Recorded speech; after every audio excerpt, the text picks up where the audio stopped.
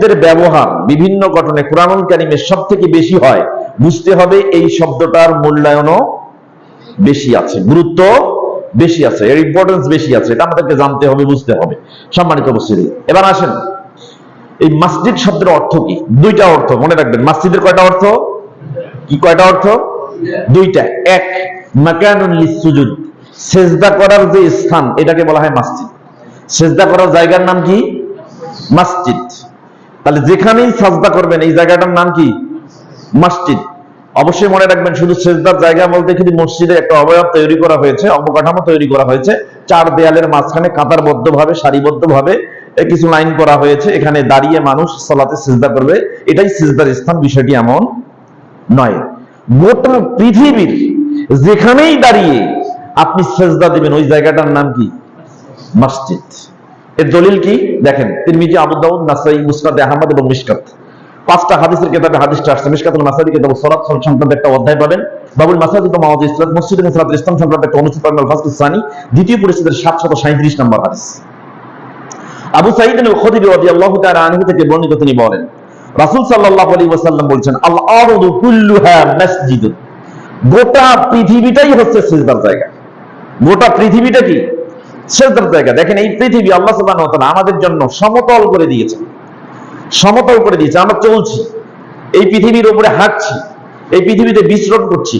যেখানেই সালাতের সময় হবে, ওয়াক্ত হবে, সেখানেই দাঁড়িয়ে, যদি মসজিদ না থাকে আশেপাশে, এইরকম মসজিদ, অবকাঠামোগত মসজিদ না থাকে, সেখানেই দাঁড়িয়ে আপনি মাটিতে সাজদা দেবেন। এই জায়গাটার নাম হলো কি? মসজিদ। তবে দুই জায়গা নয়, রাসূল বলেছে ইল্লাল মাকবারাতা ওয়াল হাম্মামা, দুই জায়গায় সাজদা চলবে না। একটা হলো কবরস্থান, যেখানে কবর আছে ওই জায়গায় সাজদা হবে না। দুই, হাম্মামা, গোসলখানা, গোসলখানায় সাজদা হবে না। এই দুই জায়গা ছাড়া পৃথিবীর গোটা জায়গাটা কি? মসজিদ।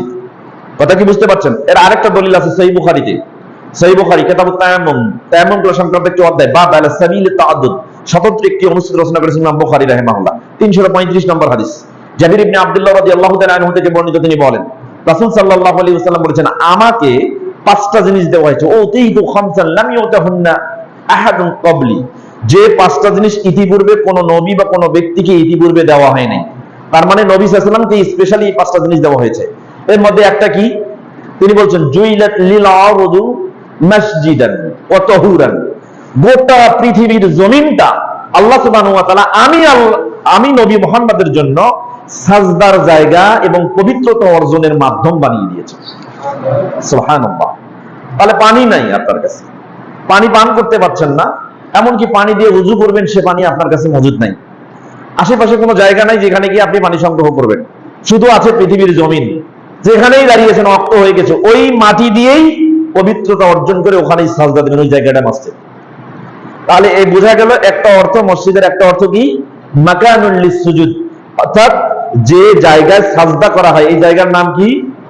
মসজিদ। তাহলে এই অবকাঠামোগত এই চার দেয়ালের করিডোরের ভিতরে এই কাতারবদ্ধ সারিবদ্ধ জায়গাটাও মসজিদ হতে পারে, এবং পৃথিবীর যে কোনো জমিনের যে কোনো জায়গায় কি হতে পারে? মসজিদ হতে পারে। আরেকটা অর্থ আছে, সেটা কি?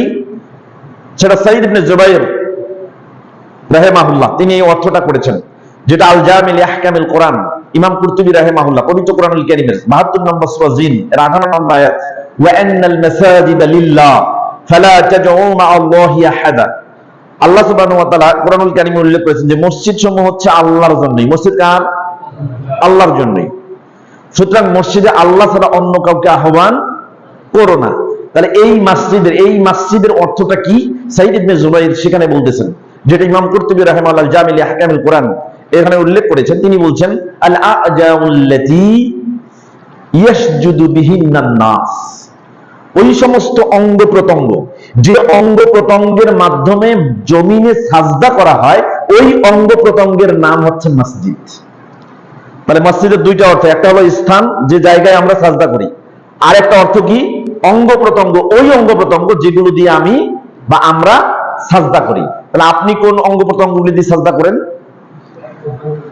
যে অঙ্গ প্রত্যঙ্গ দিয়ে সাজদা করেন এই অঙ্গ প্রত্যঙ্গের নাম কি? মসজিদ। এর দলিল কোথায়? বুখারী মুসলিমে আছে। মিশকাতুল মাসাবি কিতাবুস সালাত, সালাত সংক্রান্ত একটা অধ্যায় রয়েছে। বাবু সুজুদ ওয়া ফাদলিহি, সিজদা এবং তার ফজিলত সংক্রান্ত একটা অনুচ্ছেদ রয়েছে। আল ফাসলুল আউয়াল, প্রথম পরিচ্ছেদের 887 নম্বর হাদিস। আব্দুল্লাহ ইবনে আব্বাস রাদিয়াল্লাহু তাআলা আনহুমা থেকে বর্ণিত, তিনি বলেন রাসূল সাল্লাল্লাহু আলাইহি ওয়াসাল্লাম বলেছেন, উমিরতু আন আসজুদা আলা সাবআতি আযুমিন, আমি 7টা হাড়ের উপরে সাজদা করার জন্য আল্লাহ সুবহানাহু ওয়া তাআলা আমাকে আদেশ করেছেন। কয়টা হাড়? 7টা হাড়। সেটা কি? আলাল জাবহা, কপাল। এই যে কপালের উপরে যে আপনার হাড় আছে, এই হাড়, কথা কি বুঝতে পারছেন? এই কপালের উপরে হাড়, এটা হচ্ছে, এই হাড়টা কিন্তু মাথার অংশ। কিসের অংশ? মাথার অংশ। মাথাতে অনেক কয়টা জিনিস আছে দেখেন। প্রথম হচ্ছে চুল, আরবি হচ্ছে শাআরুন। চুলের নিচে আছে scalp, the skin and hair on the top of the head. চুলের নিচে যে আপনার এই চামড়াটা, এটা কি আরবিতে বলা হয় জিলদুন। এইটার নিচে আছে skull, the bony cage of the brain. মগজের উপরে যে হাড়ের আবরণ, এটাকে বলা হয় স্কাল, আরবিতে এটাকে বলা হয় জুমজুমাতুন। এরপরে আছে কি মগজ, মুখুন দিমাগুন, এর অর্থ হচ্ছে মগজ, যেটা আমার মস্তিষ্কের মধ্যে আছে। তাহলে কপালটা হচ্ছে আমার মাথার অন্তর্ভুক্ত। কথা কি বুঝতে পারছেন? এটা কি দিয়ে তৈরি? The bony cage of the brain, অর্থাৎ হাড়ের আবরণ। এই হাড়ের আবরণ যেটা ব্রেনের উপরে আছে, এটাকে বলা হয় স্কাল। এটা কপালের অংশ, এই কপালটা মাথার অংশ। এই হাড় কিন্তু আমরা সাজদা করার সময় জমিনে বসাই দিই। তাহলে আলাল জাবহা, একটা হচ্ছে কপাল। 2 আলাল ইয়াদান, 2 হাত, হাতের মধ্যে হাড় আছে না নাই? ওয়া রুকবাতান, অর্থাৎ 2 হাঁটু।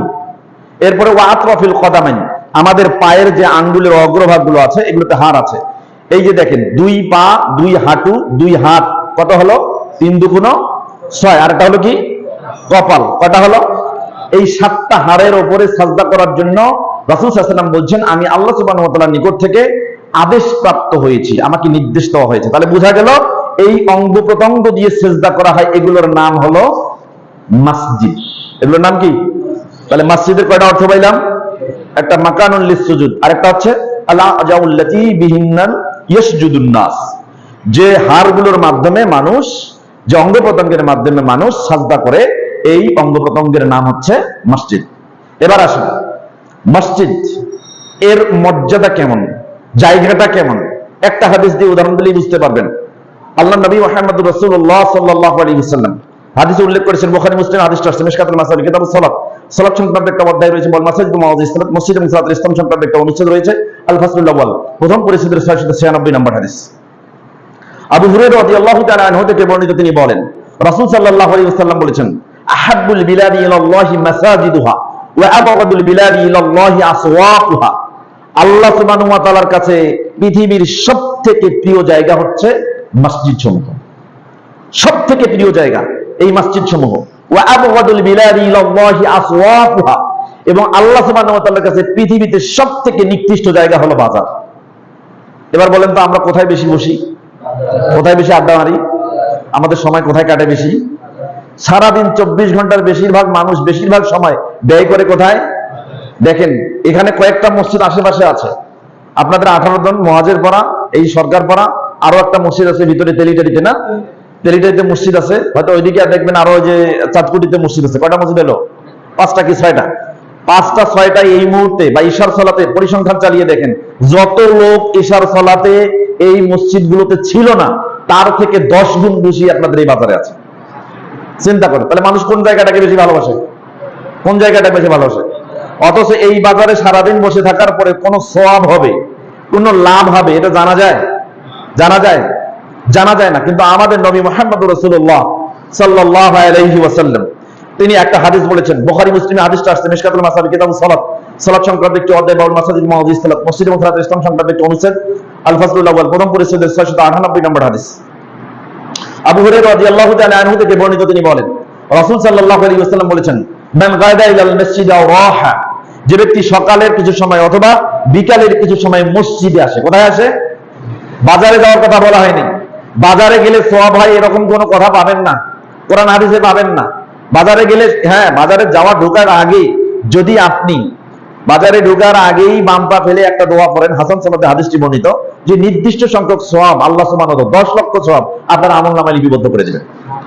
সেটা একটা দোয়া আছে, সেটা আমরা পা দিয়ে ওটা বলতে পারি, কিন্তু ওটা একবারেই, এবং সেটা নির্দিষ্ট। আর আপনি যদি সারা দিনে যতবার যত খুশি মসজিদে আসেন, লাভ কি দেখেন।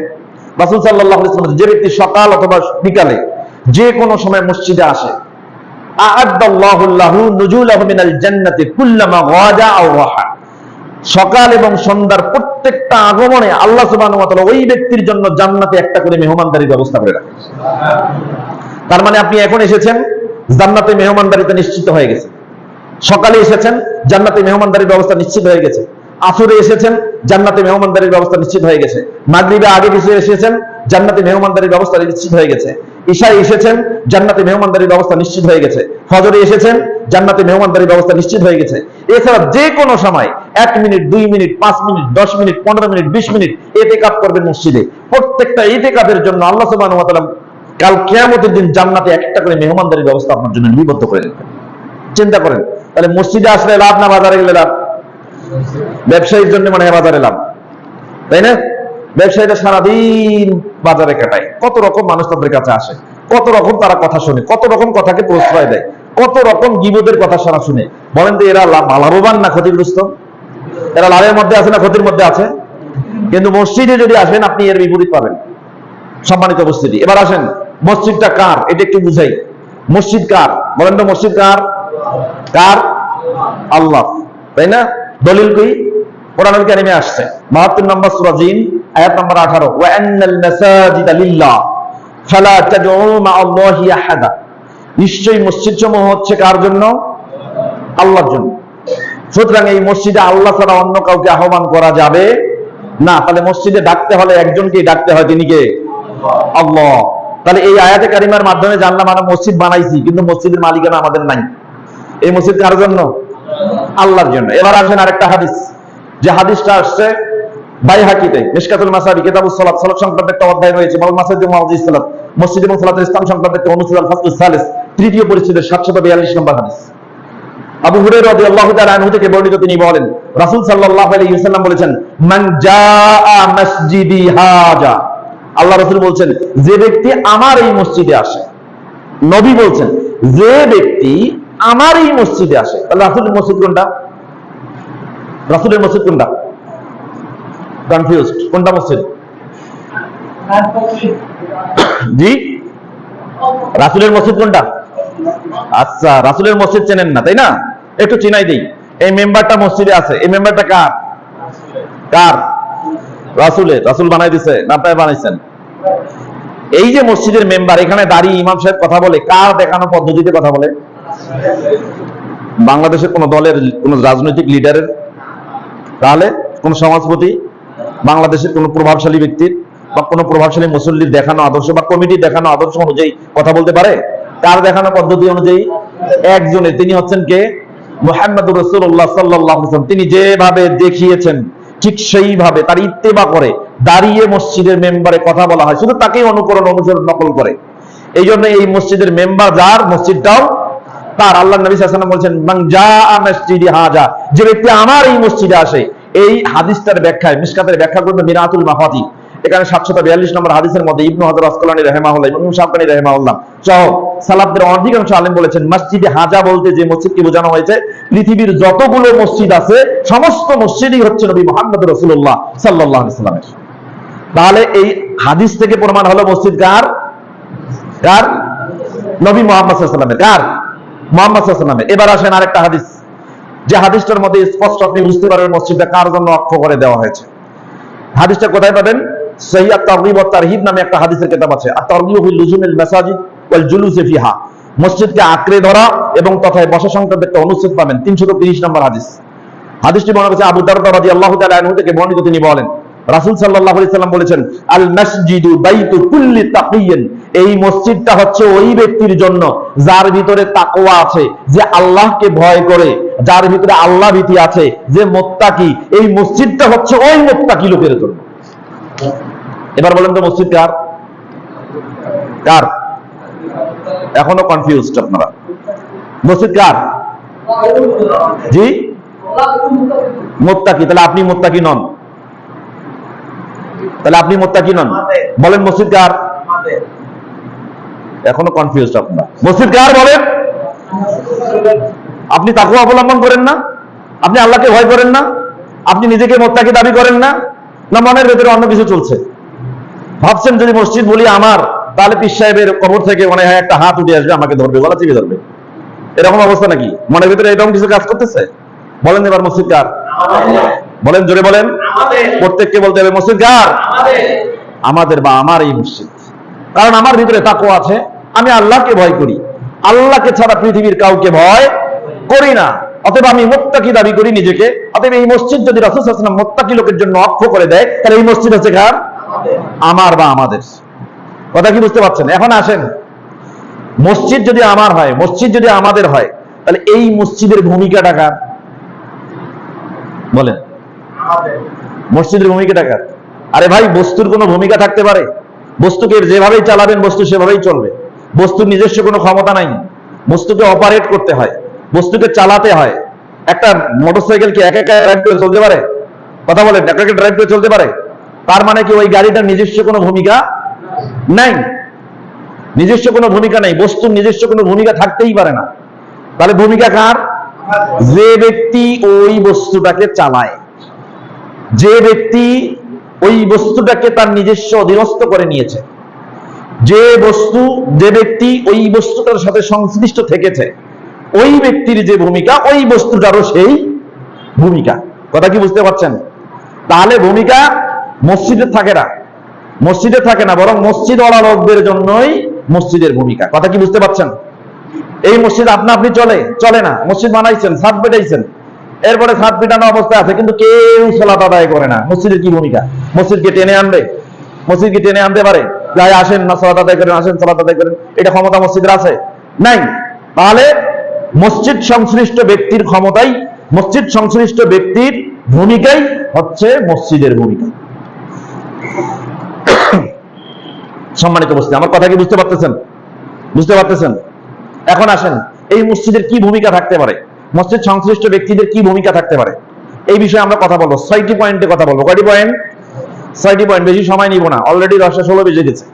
আমরা অল্প সময়ের মধ্যে খুব তাড়াতাড়ি আলোচনা সংক্ষিপ্ত করে শেষ করার, এবং আমি চেষ্টা করব যে আলোচনার সংক্ষিপ্ত পরিসরে হলেও মোটামুটি থিমটা আপনাদেরকে জেনে দিতে পারি। আজকের আলোচনা থেকে আল্লাহ সুবহানাহু ওয়া তাআলা বক্তা এবং শ্রোতা সকলকে উপকৃত হওয়ার তৌফিক দান করুন, সকলে বলি আমিন।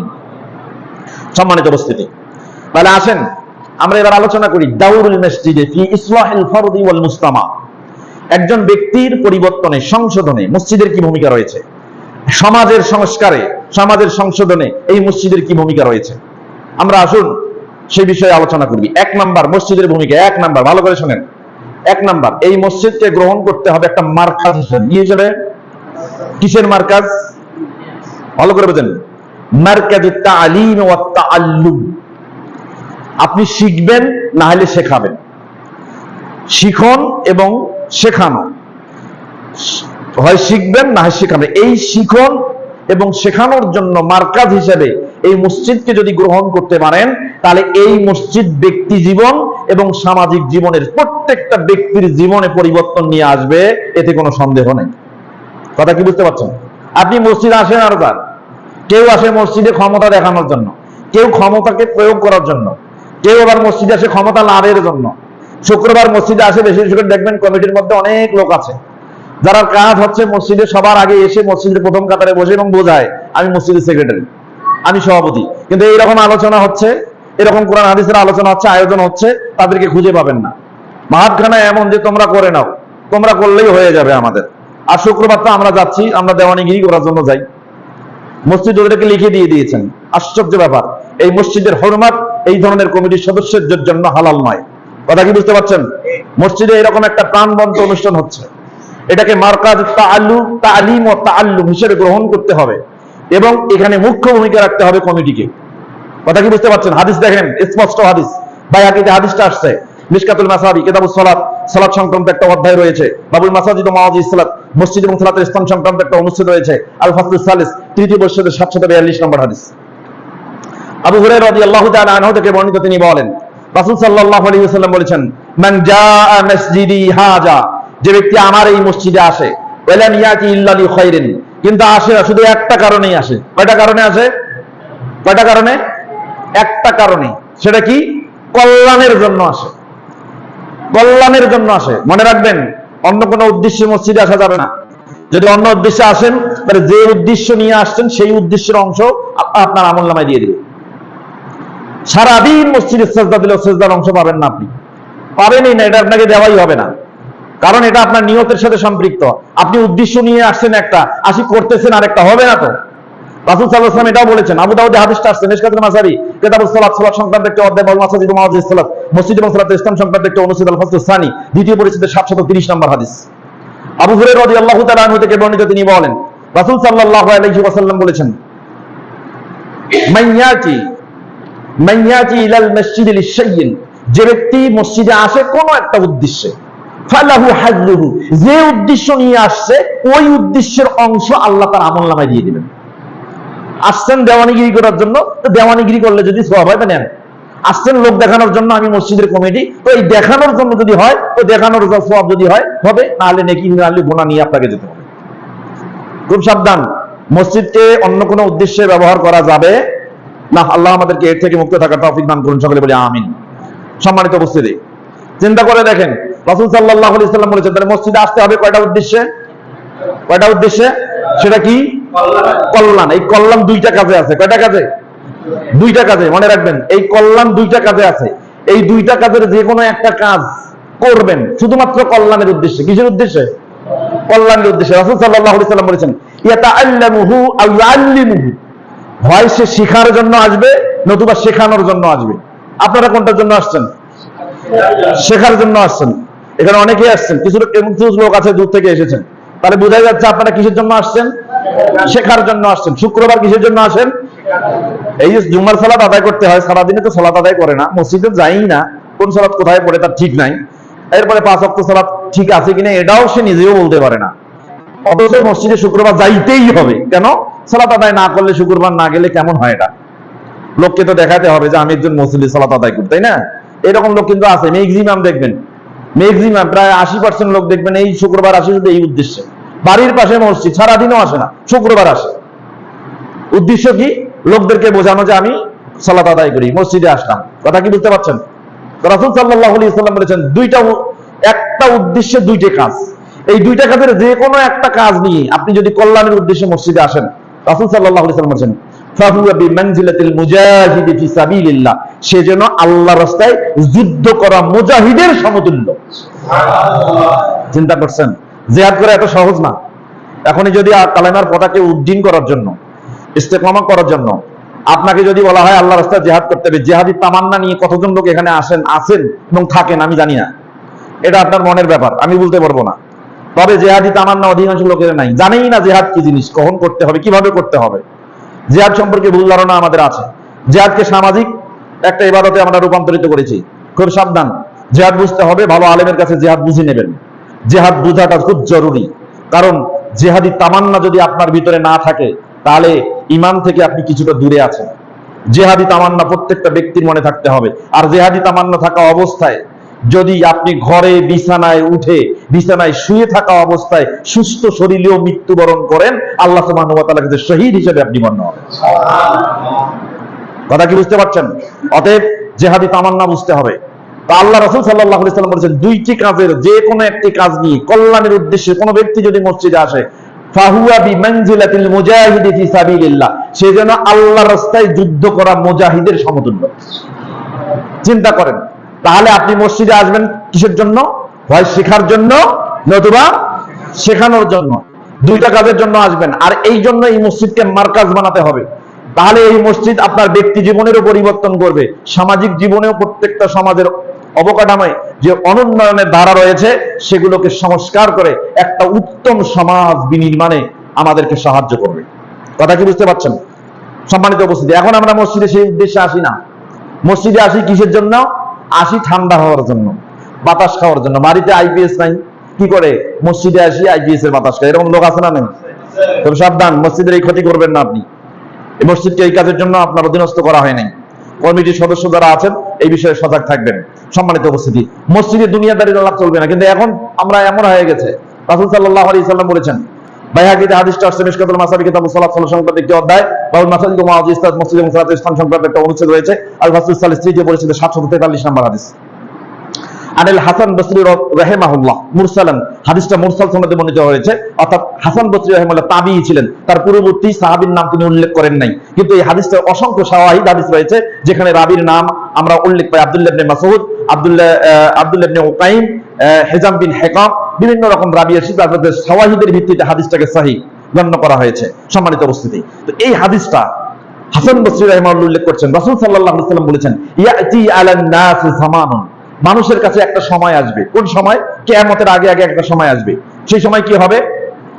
ইয়াকুনু হাদিসুহুম ফি মাসাজিদিহিম ফি আমরি দুনিয়াহিম, তারা মসজিদে আসবে, কিন্তু মসজিদে শেখার জন্য আসবে না, শেখানোর জন্য আসবে না, তারা মসজিদে আসবে, বসবে, আরাম উপলব্ধি করবে, আরাম লাভ করবে, কিন্তু আলোচনা করবে দুনিয়ার আলোচনা।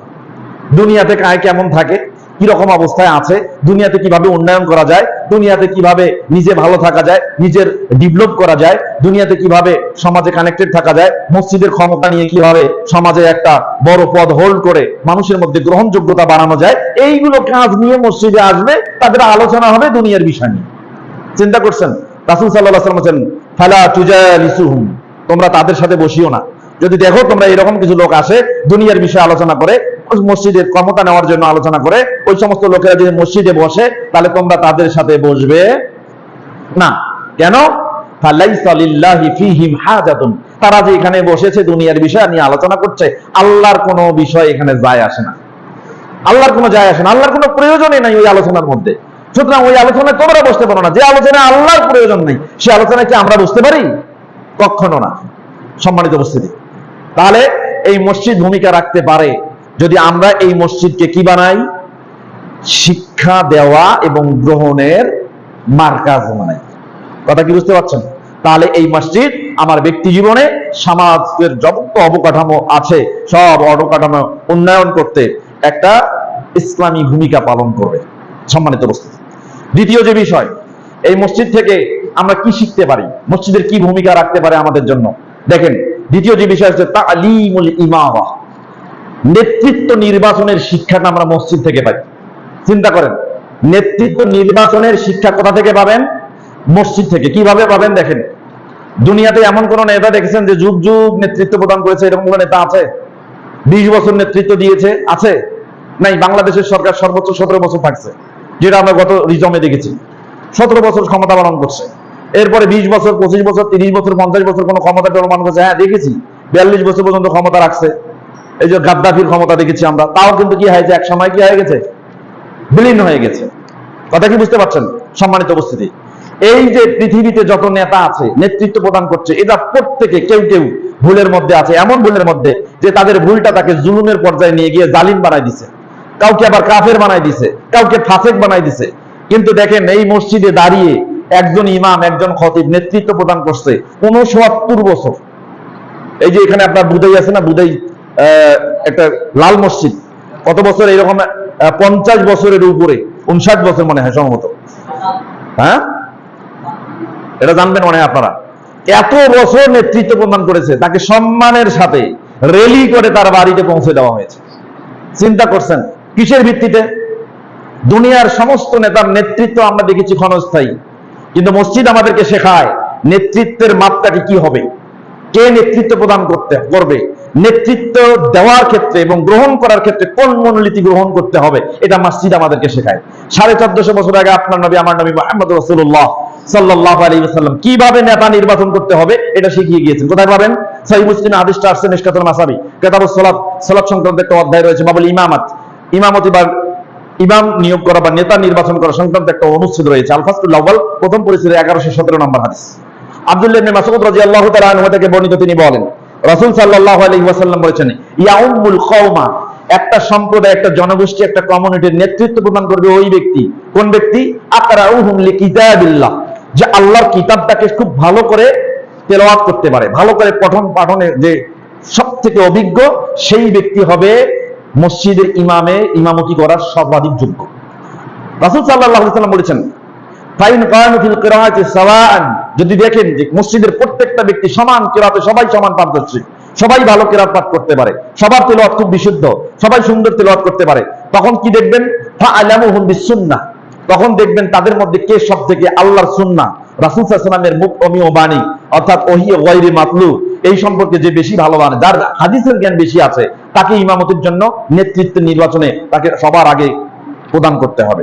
যদি এতেও দেখেন ফাইন কানু ফিল সুন্নতি ফাইন কানু ফিস সুন্নতি সাওয়ান, যদি দেখেন যে সুন্নাতেও সবাই সমান, কিরাতেও সমান, সুন্নাতেও সমান, হাদিসও ভালো জানে, তখন কি করবে দেখবেন রাসূল সাল্লাল্লাহু আলাইহি ওয়াসাল্লাম ফাকদামুহুম সিন্নান, তাহলে দেখবেন কারো অভিজ্ঞতা বেশি।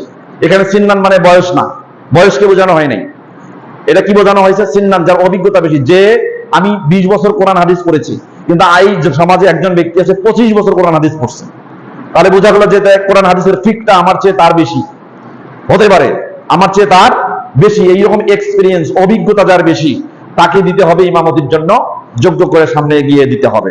চিন্তা করেন, তাহলে এই মসজিদ আমাদেরকে শেখাচ্ছে ক্ষমতা দিয়ে ইমাম নিয়োগ হবে না, যশ দিয়ে খ্যাতি দিয়ে ইমাম নিয়োগ হবে না, টাকা দিয়ে, সম্পদ দিয়ে, প্রতিপত্তি, যশ দিয়ে কখনো ইমাম নিয়োগ হয় না, কারো জনবল দিয়ে ইমাম নিয়োগ হয় না। ইমাম নিয়োগ করতে হবে ওই ব্যক্তি যার জ্ঞান কোরআন হাদিসের সব থেকে বেশি। কথা কি বুঝতে পারছেন? চিন্তা করে দেখেন, আজকে একজন ইমাম যদি সালাতে বাইরে, ইমামতির বাইরে বাজারে গিয়ে অবস্থান করে, মুসল্লিদের কি করে? সর্বোচ্চ তাকে সম্মান দেওয়ার চেষ্টা করে, তাকে ডাকবে, তাকে নাস্তা করাতে ইচ্ছা করবে, খাওয়াতে ইচ্ছা করবে, এবং তাকে ডেকে তার পিছনে সর্বোচ্চ ব্যয় করার জন্য, আপ্যায়ন করার জন্য চেষ্টা করে। কিন্তু চিন্তা করেন আজকে সমাজের ইমামদের অবস্থা কি? সমাজের ইমামদের, একজন কাউন্সিলর হোটেলে বসেছে, আপনি তাকে খাবার একবারও বলবেন না, বরং তিনি কি খায় আপনি পাশে গিয়ে তাই খাচ্ছেন, বিল কে দেবে এ কথাও চিন্তা করে না। চিন্তা করে দেখেন, একজন কাউন্সিলর 1 কাপ চা খায়, মূল্য কত চায়? 10 টাকা, কিন্তু বিল দেওয়ার সময় 249 টাকা বিল দেয়। কারণ কি?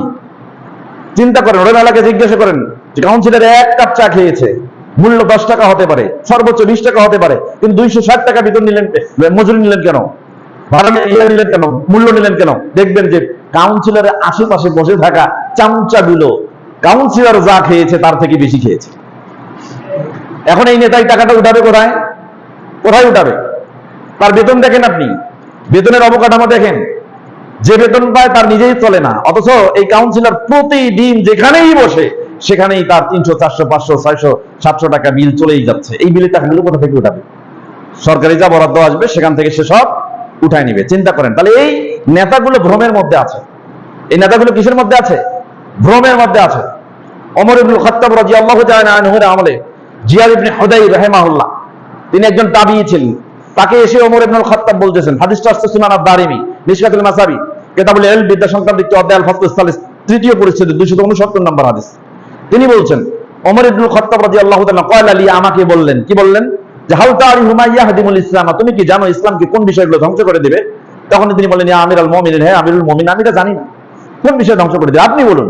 তখন ওমর ইবনে খাত্তাব রাদিয়াল্লাহু তাআলা আনহু তিনি বলছেন, ইয়াহদিমুহু জাল্লাতুল আলিম, ইসলামকে ধ্বংস করে দেবে আলেমের পদস্খলন, জ্ঞান থেকে পদস্খলন। আলেম জানে একরকম, কিন্তু সমাজে সেটা বলে না, ওকে আলেমই বলা যাবে না, জাহেল। জানে একরকম, কোরআন হাদিস থেকে শিখছে একরকম, কিন্তু নিজের ক্ষমতাকে টিকিয়ে রাখার জন্য আরেক রকম জ্ঞান জাহির করে, মানুষকে বুঝ দেয়। তার মানে কি? এলেম থেকে তার পদস্খলন ঘটে গেছে। এই ব্যক্তির দ্বারা ইসলামের কোনো লাভ হবে না, ইসলামের ক্ষতি হবে, এই ইসলামকে ধ্বংস করবে। 2, জিদালুল মুনাফিকি বিল কিতাব, কিছু কিছু মানুষ বের হবে কোরআন হাদিস নিয়ে তর্ক বিতর্ক করবে, কোরআন হাদিস পড়বে এরা তর্ক করার জন্য। এই সমস্ত মুনাফিক, এরা তর্ক করবে, জ্ঞান অন্বেষণ করবে, অর্জন করবে তর্ক করার জন্য। এদের দ্বারা ইসলামের কোনো লাভ হবে না, ইসলামের ক্ষতি হবে।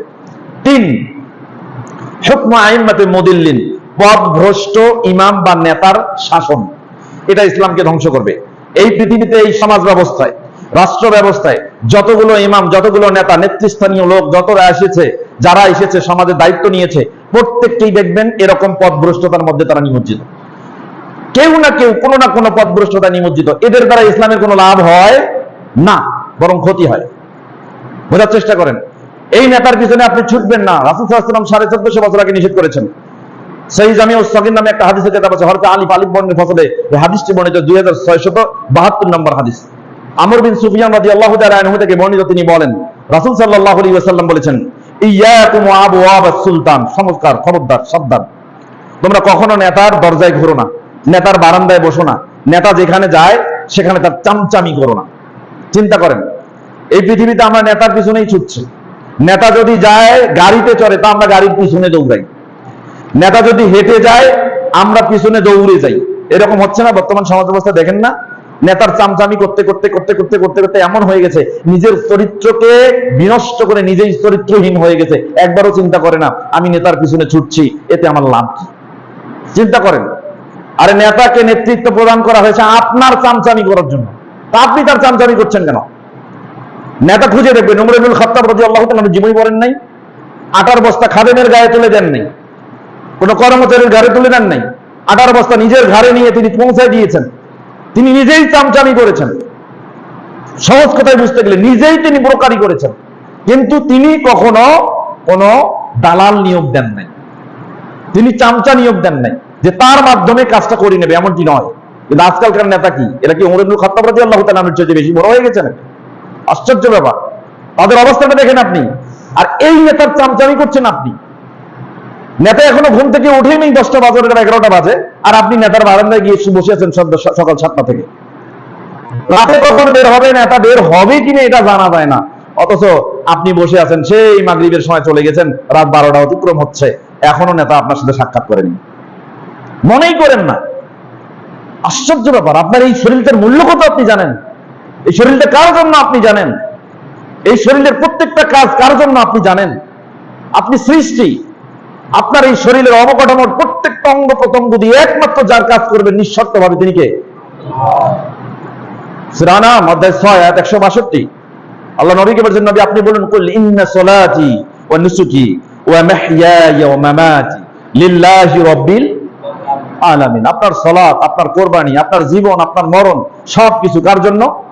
জগৎ সমূহের রব আল্লাহ সুবহানাহু ওয়া তাআলার জন্য। তার মানে আপনার নিজের বলে কিছু নাই, আপনার নিজের বলে কিছু নাই, আপনি নিজের কোনো ক্ষমতাই রাখেন না, নিজের কোনো ক্ষমতাই নাই আপনার।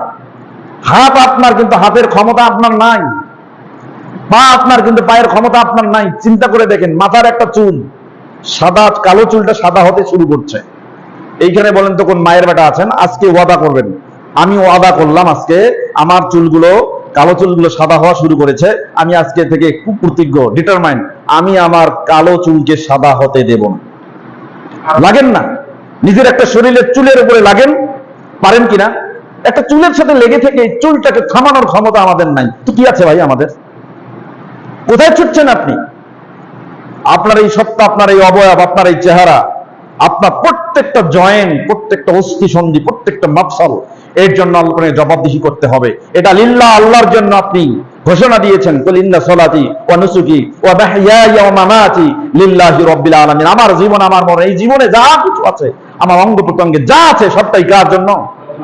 আর আপনি নেতার পিছনে নিজেকে বিলীন করে দিয়েছেন। আশ্চর্য ব্যাপার, কোন ব্যক্তির সত্তাকে কোন নেতার জন্য হালাল করে দেওয়া হয়নি, কেন আপনি তার পিছনে ঘুরছেন?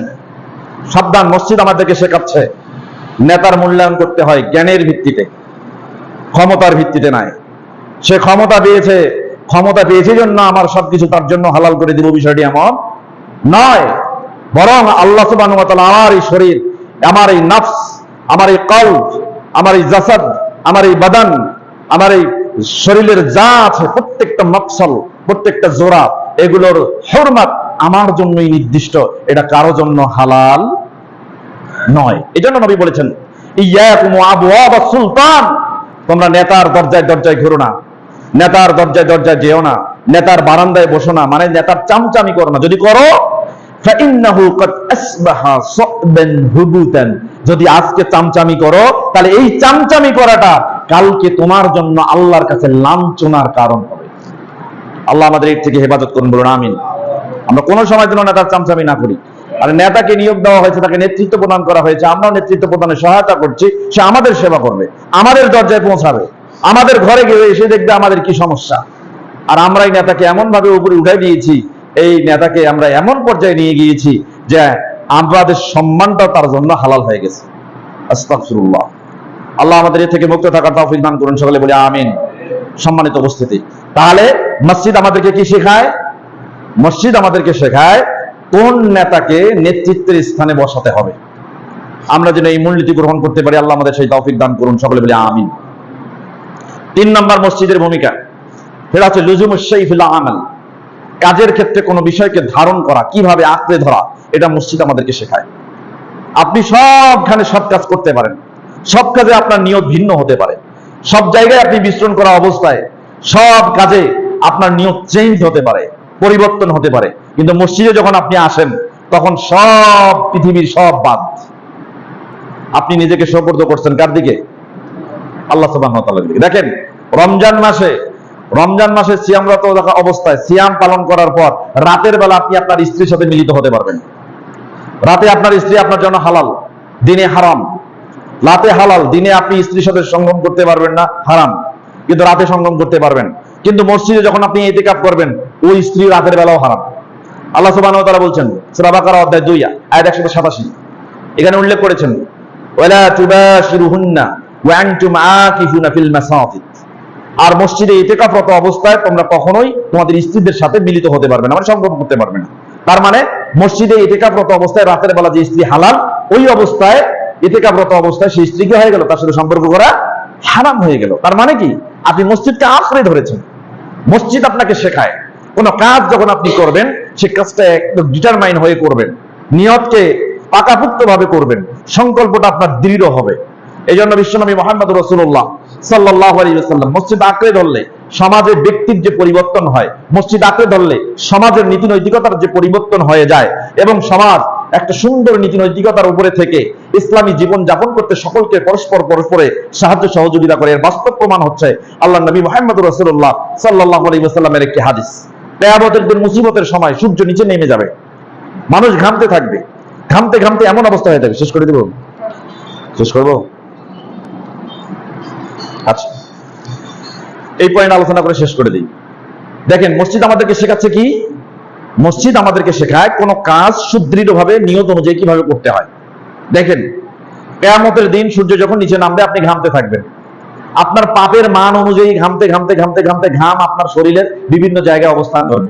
কারো পাপ কম হলে পা থাকবে পায়ের গিটা পর্যন্ত, আরেকটু বেশি হলে হাঁটু পর্যন্ত, আরেকটু বেশি হলে উরু পর্যন্ত, আরেকটু বেশি হলে কোমর পর্যন্ত, আরেকটু বেশি হলে বুক পর্যন্ত, আরেকটু বেশি হলে কাঁধ পর্যন্ত, আরেকটু বেশি হলে চিবুক পর্যন্ত, আরেকটু পাপ বেশি হলে কান পর্যন্ত, কানের লতি পর্যন্ত, আরেকটু বেশি হলে পড়ে যাবে আপনার চোখ পর্যন্ত, গরু পর্যন্ত পৌঁছে যাবে। চিন্তা করে দেখেন, এভাবে মানুষ ঘামতে থাকবে। কিন্তু মুসিবতের সময় 7 শ্রেণীর লোককে আল্লাহ নিজের আরশের ছায়া নিজে ছায়া প্রদান করবে। সুবহানাল্লাহ বলবেন না?